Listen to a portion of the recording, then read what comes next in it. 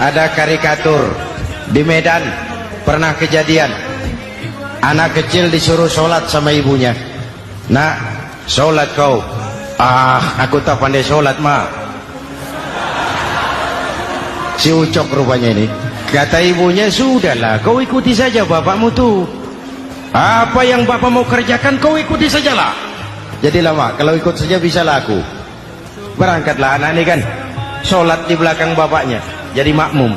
Sholat di balai bambu, tidak pakai tikar. Bangun sujud, hidung bapaknya terjepit bambu.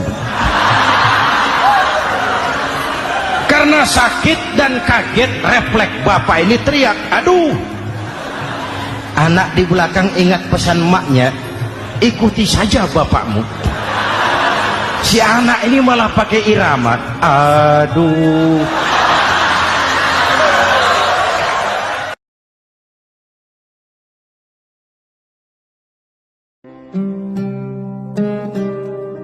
Akhlak tidak boleh berubah. Zaman boleh berubah, akhlak tidak. Masa boleh berganti, tapi keyakinan tidak boleh mati. Nah, soalnya adalah kepada siapa kita harus berakhlak. Kita itu kan harus berakhlak kepada dua. Kita harus berakhlak pertama kepada Allah. Ini yang terpenting. 13 tahun Rasul berjuang di Mekah hanya memperbaiki akhlak kepada Allah, menanamkan tauhid, meluruskan akidah, membangun keyakinan. 13 tahun di Mekah dengan perhitungan, kalau fondasi kuat, bangunan aman. Kalau fondasi melenceng, bangunan bengkok. Kalau fondasi rapuh, bangunan runtuh. Bangunan bagaimana fondasinya, orang hidup bagaimana imannya. Kekuasaan dan jabatan baru ada manfaatnya kalau dipegang tangan orang beriman. Kalau tidak, yang muncul Fir'aun. Harta baru terasa manfaatnya kalau dipegang tangan orang beriman. Itulah sebabnya bangsa kita ini bukan cuma perlu orang pintar, kita perlu orang benar. Bahkan di masyarakat lebih baik benar tidak terlalu pintar ketimbang pintar tapi tidak benar. Kalau sudah pintar tidak benar, rusak rakyat juga. Disuruh ngurus beras malah nimbun beras.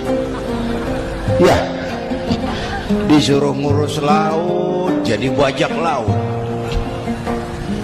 Disuruh ngurus hukum, bikin hukum seperti pisau, tajam ke bawah, tumpul ke atas. Kalau yang kecil salah, hukum cepat-cepat ditegakkan. Yang besar salah, diam pura-pura tidak mengerti. Itu yang melukai rasa keadilan.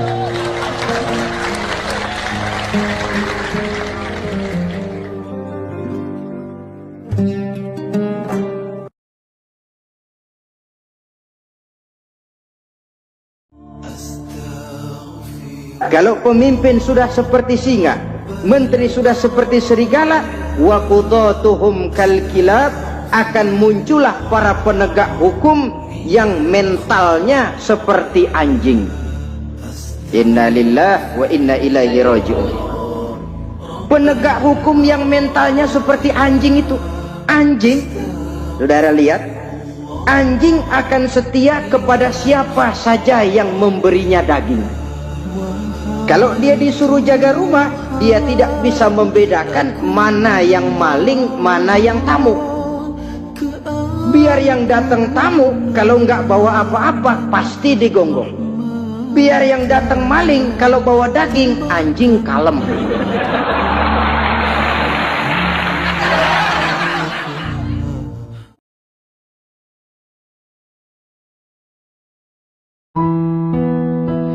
Ya Rasul, ini perempuan kelewatan benar. Dari orang tuanya sakit sampai sekarat, sampai mati, sampai dikuburin dia nggak nengokin. Memangnya kenapa? Suaminya katanya pergi jihad, dan suaminya tidak mengizinkan dia keluar rumah kalau si suami belum pulang. Apa jawab Rasul? Marahkah beliau? Tidak, beliau senyum. Apa katanya? Dosa orang tua yang meninggal ini telah diampuni oleh Allah karena dia punya anak perempuan yang begitu taat kepada suaminya. Allahu Akbar. Dosa orang tua yang sudah meninggal itu diampuni oleh Allah karena dia punya anak perempuan yang begitu taat kepada suaminya. Ketaatannya kepada suaminya menyebabkan dosa orang tuanya diampuni oleh Allah karena dia punya anak perempuan yang begitu taat kepada suaminya.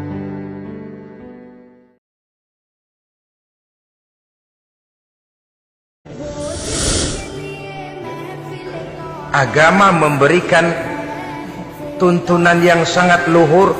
Orang kaya itu adalah orang yang hidupnya cukup. Orang miskin itu orang yang selalu merasa kurang. Bagaimanapun banyak duit saudara miliki, kalau masih merasa kurang, masih miskin saudara.